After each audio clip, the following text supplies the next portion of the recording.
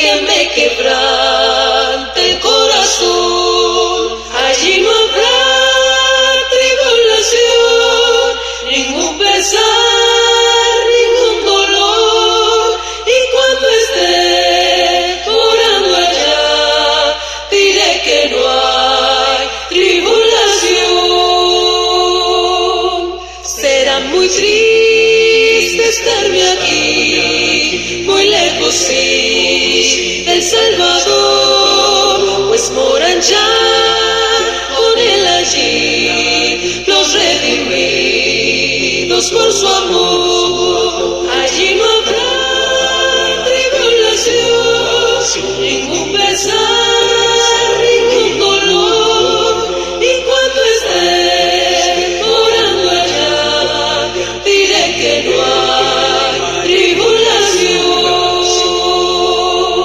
Perfecto amor yo encontraré en la mansión del Salvador. Perfecta paz allí tendré, mejor que la que gozo hoy. Allí no habrá tribulación, ningún pesar, ningún dolor. Y cuando esté orando allá, diré que no hay tribulación. Hola, bendiciones. Por la gracia de Dios, nuevamente aquí para compartir el mensaje. Tal vez creo que unos minutos tarde, pero ya estamos aquí. Ya que estamos aquí para compartir el mensaje del día de hoy. Pues no hay otra cosa más que agradecimiento por esta oportunidad y a todos por aquellos que pues han hecho comentarios a través de mi a través incluso del WhatsApp o a través del chat personal allí en Messenger.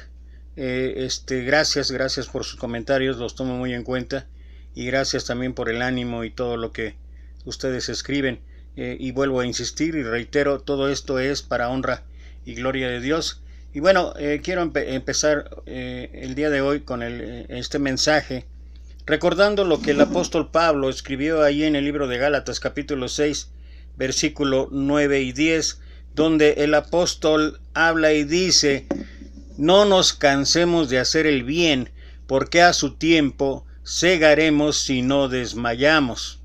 Así que según tengamos oportunidad, hagamos bien a todos y mayormente a los de la familia de la fe. Como cristianos, como seguidores, como discípulos de Cristo, somos llamados a hacer el bien sin distinción. Es obvio que me encanta sobre todo el principio del versículo 10, cuando habla y dice: así que según tengamos oportunidad. Y creo que en una forma el apóstol está escribiendo en cuanto a cuando tenemos los recursos, los medios, las formas, pues hay que hacerlo. Pero hay ocasiones en que la ayuda se tiene que dar independientemente de situaciones, circunstancias, condiciones incluso adversas, pero debe de prevalecer esto que es algo que alaba y glorifica a Dios. Estos tiempos que estamos viviendo ahora de aflicción, estos tiempos que estamos viviendo ahora de sufrimiento, de dolor, y de veras, conforme pasan los días, en lugar de aclararse las cosas, pareciera ser que se van complicando. Y no quiero ser pesimista, ni mucho menos. He insistido en que esto está en manos de Dios, y así lo creo y así lo espero, y sé que realmente Dios tiene la autoridad y tiene la soberanía y tiene todo lo que se requiere y necesita para que esta situación no vaya más allá de lo que Dios ha destinado para nosotros. Y bueno, una de las cosas que habla en cuanto a según tengamos oportunidad es eso precisamente. Hoy hay mucha oportunidad de estar tratando de ayudar en la medida que se pueda, tratando de ver en las condiciones que se lleve a cabo, tratando de una u otra forma de poder lograr que la ayuda, y no voy a decir humanitaria, la ayuda, la ayuda por obediencia a Dios tiene que llegar hay mucha gente necesitada de manera física, económica, material, pero hay mucha gente necesitada espiritualmente, y es de nosotros el principio de estar ayudando, y tiene que ver con el pasaje que estaré tocando el día de hoy, para lo cual te invito. Abre tu escritura allí en el libro de Lucas, en el capítulo 10, versículo 25 al 37, en muchas Biblias, y mucha gente conoce este pasaje como la parábola del buen samaritano.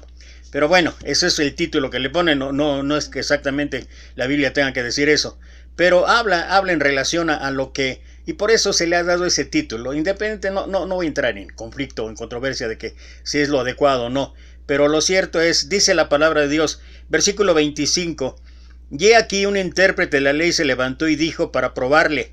Y eso es importante. Hay que recordar que todo el tiempo, todos estos últimos mensajes, que conforme ha ido avanzando el ministerio de nuestro Señor Jesús, o sea, ha sido un constante de parte de los fariseos, de parte de los escribas, de parte de todos aquellos líderes religiosos de aquella época, el estar cuestionando, el estar probando, el estar persiguiendo literalmente a nuestro Señor. Entonces es importante considerar estas situaciones, porque hay ocasiones en que tenemos que preguntar a Dios, Señor, ¿qué está pasando? Y nos es lícito hacer esta pregunta para tener, y Dios va seguramente a dar la respuesta.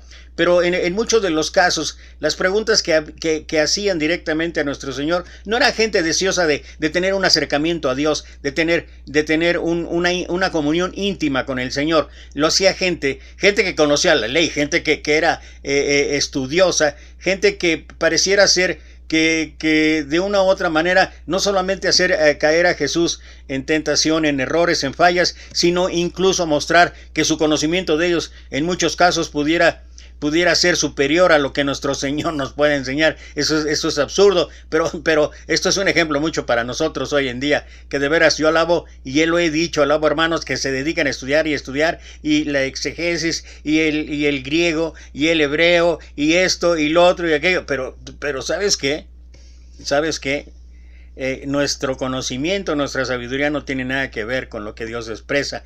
He aquí un intérprete de la ley se levantó y dijo para probarle, Maestro, ¿haciendo qué cosa heredaré la vida eterna? Él le dijo, mira la respuesta del Señor Jesús, ¿qué está escrito en la ley? ¿Cómo lees? Aquel respondió, dijo, amarás al Señor tu Dios con todo tu corazón, y con toda tu alma, y con todas tus fuerzas, y con toda tu mente, y a tu prójimo como a ti mismo. Y le dijo, bien has respondido, haz esto y vivirás. Fíjate, haz esto y vivirás. Pero él, queriendo justificarse a sí mismo, dijo a Jesús, ¿y quién es mi prójimo? Respondiendo Jesús dijo, un hombre descendía de Jerusalén a Jericó y cayó en manos de ladrones, los cuales le despojaron e hiriéndole se fueron, dejándole medio muerto. Aconteció que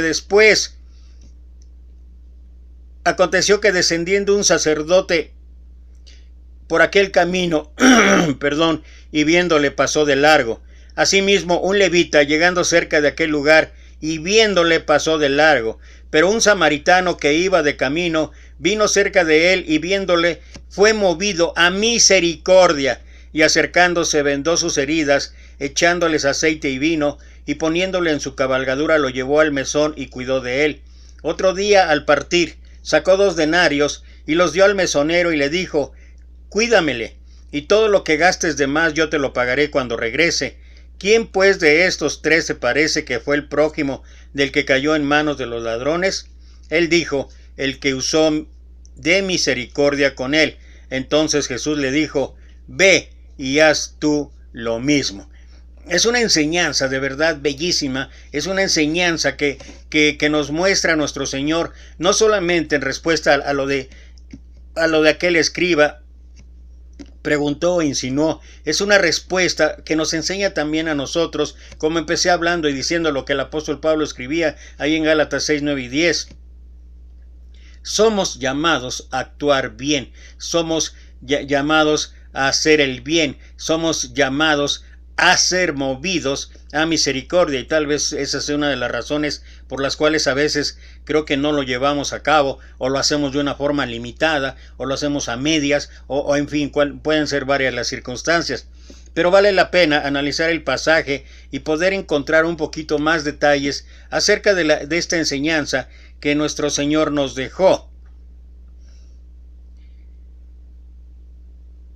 Dios nos llama a involucrarnos en el trabajo de Él.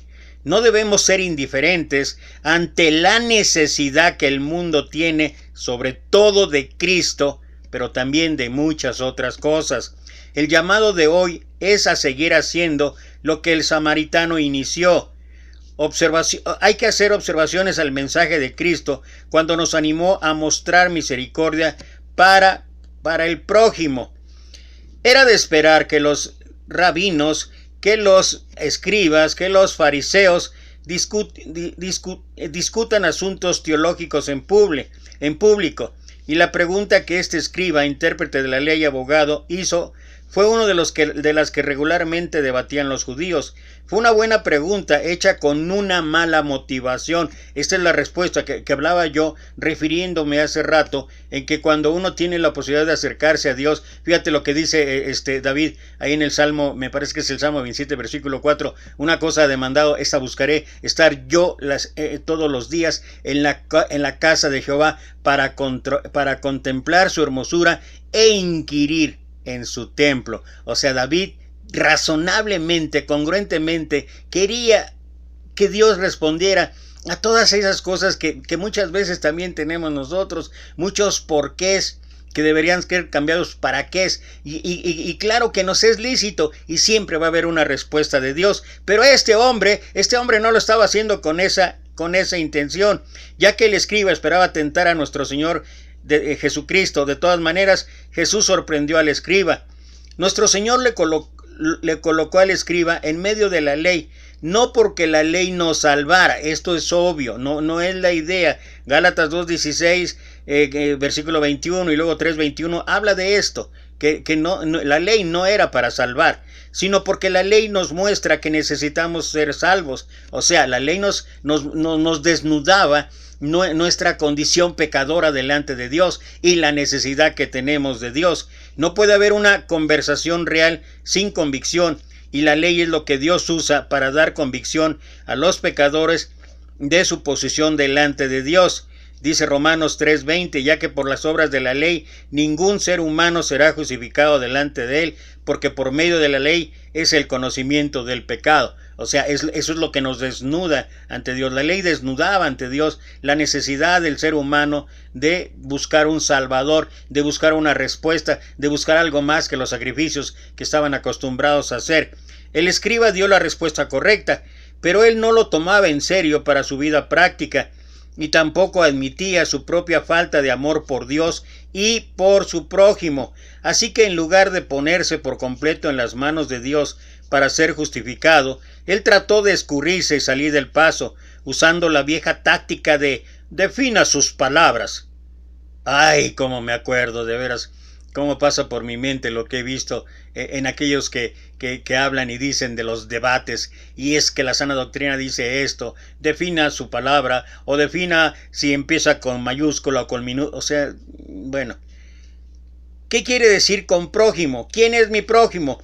Jesús no dijo que esta historia era una parábola, así que muy probablemente fue un hecho real, del cual muchos quizá ya habían comentado.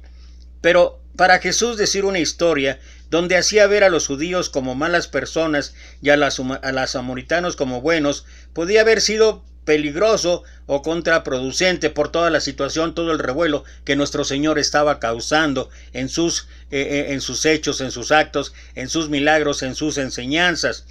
Quizás sus oidores pueden pensar, oh no, lo hizo de nuevo.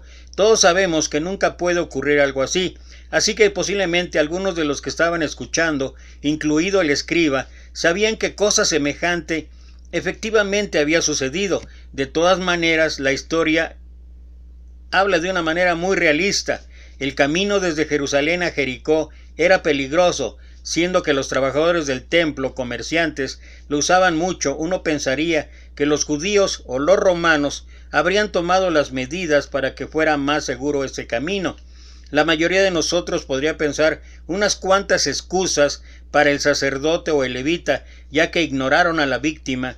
Quizá nosotros mismos las usemos a diario, o quizá nosotros mismos estemos buscando siempre alternativas, argumentos o justificantes para no estar haciendo lo que nos corresponde. El sacerdote debió haber estado sirviendo a Dios en el templo toda la semana y estaría ansioso por llegar a casa. Quizá los bandidos aún estarían por ahí acechando y usando a la víctima como carnada para atrapar a otro más. Así que, ¿para qué pasar riesgos innecesarios? Además, no era culpa del sacerdote que aquel hombre le hayan atacado. Aquel camino era muy transitado, así que seguramente alguien más podía compadecerse de aquella víctima. Así el sacerdote le dejó el cachito al levita, y luego el levita hizo lo que el sacerdote hizo. ¿Y qué hizo el sacerdote? Nada. Ese es el poder que nos deja el mal ejemplo de un hombre religioso. Al usar un samaritano como héroe, Jesús desarmó a los judíos, porque los judíos y samaritanos eran enemigos. No fue un judío ayudando a un samaritano, sino un samaritano ayudando a un judío, y quien fue ignorado por sus otros compañeros judíos. El samaritano amó a aquellos que le odiaban, puso en riesgo su propia vida, gastó su propio dinero, 2 días de salario para un trabajador. Nunca fue públicamente recompensado u honrado hasta donde se sabe. Lo que el samaritano hizo nos ayuda a entender mejor lo que significa usar de misericordia. Y también ilustra el ministerio de Jesucristo.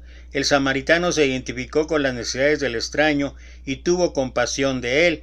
No hubo una razón lógica por la que el samaritano cambió sus planes y gastó su dinero solo para ayudar a un enemigo en necesidad. Pero la misericordia no necesita razones. Siendo un experto en la ley, el escriba seguramente sabía lo que Dios requería de su gente para mostrar misericordia, aún a los extraños y a los enemigos. Y todo esto está plasmado. He estado escuchando en los últimos días devocionales de personas que han estado analizando todo lo que hay en el libro de Deuteronomio, que son las reglas morales, espirituales para el pueblo de Israel, y hay una enseñanza de principios increíble. Y esto que estoy hablando acerca de tener misericordia aún a los extraños y a los enemigos, tú puedes verla y revisarla ahí en Éxodo 23, 4, 5, Levíticos 19, 33 y 34, o Miqueas 6, capítulo 6, versículo 8, que es un versículo que me fascina. Si encontrares el buey de tu enemigo o su asno extraviado, vuelve a llevárselo. Si vieres el asno del que te aborrece caído debajo de su carga, le dejarás sin ayudar, antes bien le ayudarás a levantarlo. Oh hombre, él te ha declarado lo que es bueno y que pide Jehová de ti. Solamente escucha esto. Solamente hacer justicia, amar misericordia y humillarte ante tu Dios. Vea cómo tan sabiamente Jesús le dio la vuelta a la tortilla al escriba. Tratando de evadir responsabilidad, el hombre preguntó: ¿quién es mi prójimo? Pero Jesús preguntó: ¿cuál de estos 3 te parece que fue prójimo de la víctima? La gran pregunta aquí es: ¿quién puede ser mi prójimo? ¿Qué me va a pasar si le ayudo? Y esto no tiene nada que ver con geografía, ciudadanía, raza o racismo. No tiene nada que ver con eso. Cuando sea que alguien nos necesite, podemos ser su prójimo y, como Jesucristo, mostrar misericordia. El escriba quiso discutir sobre prójimo en una forma general, pero Jesús le forzó a considerar a un hombre específico en una necesidad específica. Qué fácil es para nosotros hablar de un caso hipotético y fallar en ayudar a resolver problemas concretos. Y vuelvo a reiterar, este es el tiempo en que nosotros debemos ser luz para el mundo, sal para el mundo en muchos sentidos. En el sentido espiritual siempre, esto es permanente, pero también en sentido físico, material, también en sentido económico. Es el momento de mostrar que nosotros somos diferentes como discípulos de Cristo, y hay un sinfín de oportunidades y hay un sinfín de formas, maneras de poder estar haciendo lo que hizo este hombre, de actuar como lo hizo este samaritano, de buscar el bien, el bien de otros. Podemos discutir temas como pobreza y oportunidad de trabajo, pero nunca haber alimentado a un hambriento personalmente o ayudar a alguien a encontrar trabajo. Fíjate, cuestiones que hoy en día se presentan a diario, que hoy en día son permanentes, que hoy en día nos presentan una oportunidad increíble para actuar como el samaritano, simplemente haber hecho del día de alguien más un hermoso día. Ya lo he comentado yo, es un detalle, no, ni me estoy adornando, ni estoy diciendo que yo soy diferente, no. Nosotros tenemos, mi esposa y yo, la costumbre de hablar a alguien el día de que recuerda su cumpleaños y cantarle en las mañanitas, echarle una porra. No lo hacemos con otro fin, más que de hacerle sentir o hacerle el momento especial para ese día que está pasando. Por supuesto que el escriba quiso hacer de aquel asunto algo complejo y filosófico, pero Jesús lo hizo simple y práctico. Él lo cambió de deber a amor, de debatir a hacer. Y yo creo que a veces nos pasamos más tiempo debatiendo. Hoy en la mañana vi otra vez algún comentario que hizo un hermano con relación a Donald Trump. Y, no, hombre, o sea, algo que pudiera ser para edificación se vuelve un debate. Y a quienes dicen, no, es que hay que contender ardientemente por la fe.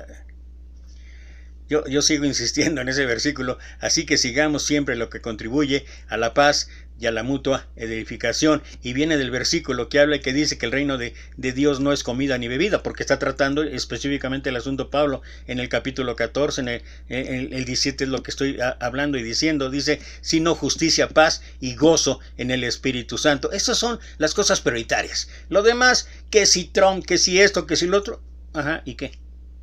¿Eso cambia nuestra salvación? Por supuesto que no. Ahora, eso cambia la necesidad, eso cambia la importancia, eso cambia el mandato de Dios para ayudar a otros. Por supuesto que no. Él lo cambió de debatir a hacer. En lugar de debatir, vamos a hacer algo diferente. Hay que mostrarnos. Para estar seguro, Jesús no estaba condenando las condiciones o los debates. Él solo nos está advirtiendo que no usemos estas cosas como excusas para no hacer nada. Los comités no son siempre cometidos. Vaya y cumpla con su cometido. En una ocasión, Modi asistió a una convención en Indianápolis. Modi pidió a uno de los cantantes que se reuniera con él en una esquina a cierta hora. Cuando se reunieron, Modi le pidió al cantante que se subiera en una banca de aquella esquina y que comenzara a cantar. No tardó mucho tiempo en reunirse un gran número de personas. Después él habló brevemente a todos los que se reunieron y los invitó a que le siguieran a un auditorio cercano. Luego de unos minutos el auditorio estuvo lleno y el evangelista empezó a predicar el evangelio a aquella gente hambrienta espiritualmente. Cuando los delegados de la convención empezaron a llegar al auditorio, Modi paró de predicar y dijo: ahora debemos terminar, que los hermanos están aquí para un debate sobre cómo alcanzar a los perdidos. Esa es la cuestión. A veces nos pasamos haciendo planes o nos pasamos debatiendo o nos pasamos hablando tanto de la doctrina, de la Biblia, de lo que dice esto, ajá, y la gente allá afuera muriendo. Esto se me imagina así como vas en un barco y ves a la gente que se está ahogando y nosotros arriba viendo, no, pero es que este tipo de salvavidas, no, este tipo de salvavidas debe ser más grande, no, debe estar inflado a ciertas libras, debe estar, o sea, y la gente ahí muriendo.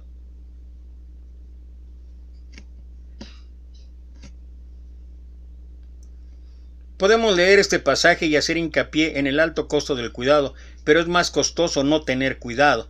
El sacerdote y el levita perdieron más por su negligencia que el samaritano con su preocupación.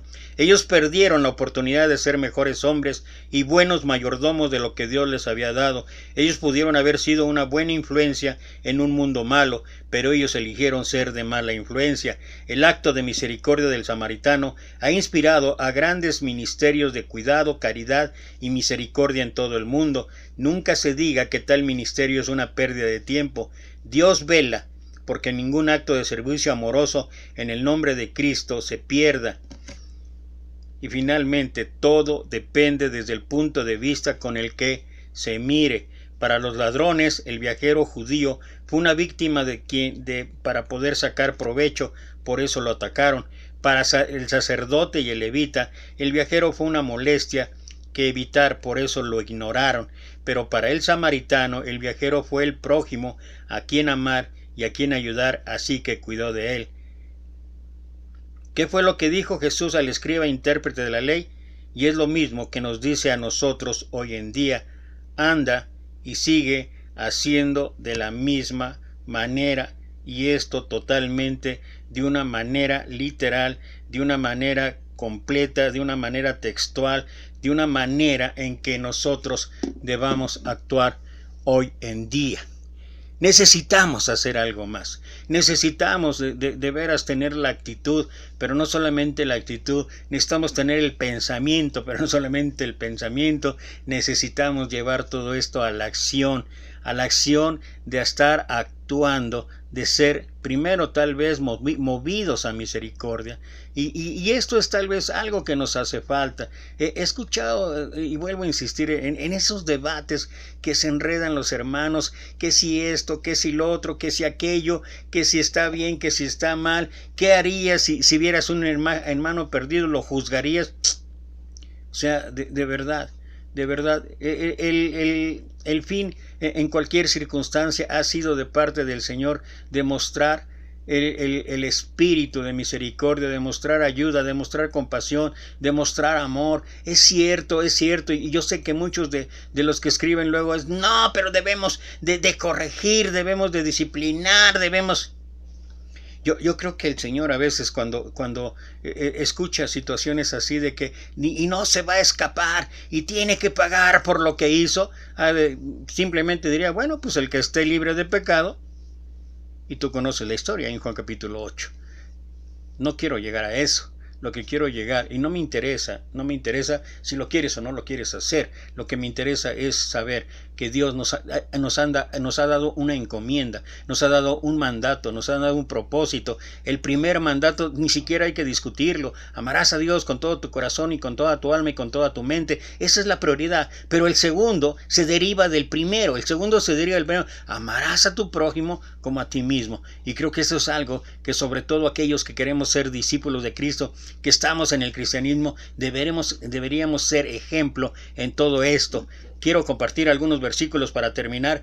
Espero yo que hoy no me alargue tanto, pero mira lo que dice Gálatas capítulo 6 versículo 2: sobrellevad los unos las cargas de los otros y cumplid así la ley de Cristo. Sobrellevad los unos las cargas de los otros y cumplid así la ley de Cristo. Cuando hay 2, 3 o más, siempre es más fácil enfrentar cualquier situación, cualquier circunstancia. El trabajo de equipo, el trabajo en unidad, yo creo que cuando el Salmo 132 dice, mirad cuán grande y cuán delicioso es habitar los hermanos juntos en armonía, y si hablo de armonía es hablar de esto, hablar de ayudarnos unos a otros, hablar de estar al pendiente de las necesidades de los otros, no solamente la familia de fe. Ahorita, en este momento, hay una gran necesidad. Quienes hemos sido partícipes de algunas catástrofes que ocurrieron acá en México, estoy primordialmente hablando a la gente que vivimos en México, no porque hacer menos a los que vivan en otros países, pero los que estamos en México hemos sabido. Yo en mi caso me pasó, vivía yo en la Ciudad de México cuando el temblor del 85, wow, dentro de todas las situaciones y circunstancias difíciles me tocó ser testigo de verdad cómo la calidad humana, cómo Dios puede puede utilizar samaritanos para en muchas maneras ayudar a reconstruir, en muchas maneras preocuparse unos por otros. Claro que duró tal vez algunos meses y luego otra vez volvió a ser el mismo caos de siempre, pero eso se lo dejamos a Dios. Lo que tenemos que hacer nosotros es intentarlo, es hacerlo. Dice Filipenses capítulo 2 versículo 4, no mirando cada uno por lo suyo propio, sino cada cual también por lo de los otros.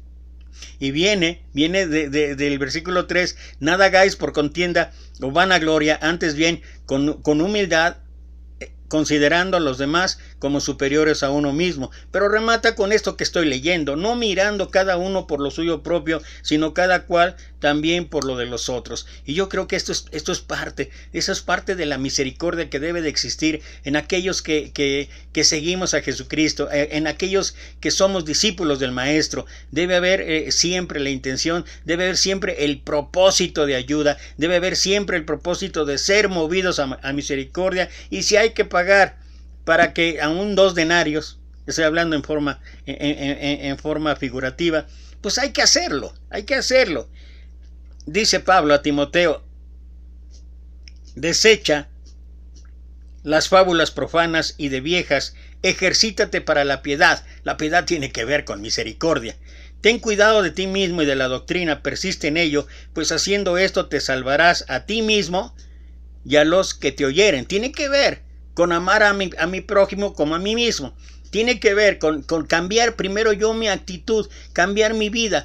Me amo yo, bueno, me tengo que amar cuando cambio mi vida, cuando me alineo a lo que dice Dios, cuando me alineo a la sabiduría de Dios, y cuando esto es una realidad, entonces puedo expandir esto. Hablando de misericordia, hablando de compasión, puedo extender esto o expandir esto a los demás. Haciendo esto te salvarás a ti mismo y a los que te oyeren. Dice Santiago capítulo 5, perdón. Santiago no tiene 13 capítulos. Santiago capítulo 5, versículo 13. ¿Está alguno entre vosotros afligido? Haga oración. ¿Está alguno alegre? Cante alabanzas. Cualquiera que sea la circunstancia, cualquiera sea la situación, pero hay muchas formas de estar ayudando al prójimo. ¿Está alguno enfermo entre vosotros? Llame a los ancianos de la iglesia y oren por él, ungiéndole con aceite en el nombre del Señor. Bueno, este versículo hasta me gustaría quitarlo aquí para nosotros acá en México, porque la otra vez comenté de que el 5% de las congregaciones en el país, solamente el 5% de todas las congregaciones tienen ancianos, tienen diáconos, tienen el patrón bíblico, lo que debería de estar ocurriendo con todos. Pero luego me sacaron que los requisitos y que si no los cumplen y que todo eso, bueno, no tengo por qué contender ni por qué caer en controversias. Hay muchas razones por las cuales no hay ancianos y no hay diáconos. Yo he estado en congregaciones donde hay ancianos y hay diáconos, y créanme que las cosas funcionan de la manera que Dios quiere. Y dice aquí, y la oración de fe salvará al enfermo, y el Señor lo levantará, y si hubiere cometido pecados le serán perdonados. Hermanos, si alguno de entre vosotros se ha extraviado de la verdad, y alguno le hace volver, sepa que el que haga volver al pecador del error de su camino, salvará de muerte un alma, y cubrirá multitud de pecados. De este versículo que ya lo leí, así que según tengamos oportunidad, hagamos bien a todo y mayormente a los de la familia de la fe. Y bueno, casi estoy terminando con esto. En esto lo dice el Maestro, esto lo dice nuestro Señor Jesucristo. Y si usted quiere ponerle 1000 argumentos más, si usted quiere sacar 1000 situaciones más de doctrina, es su problema, no es el mío. Esto es palabras de nuestro Señor Jesucristo, y lo estoy hablando en el contexto general, porque es una realidad.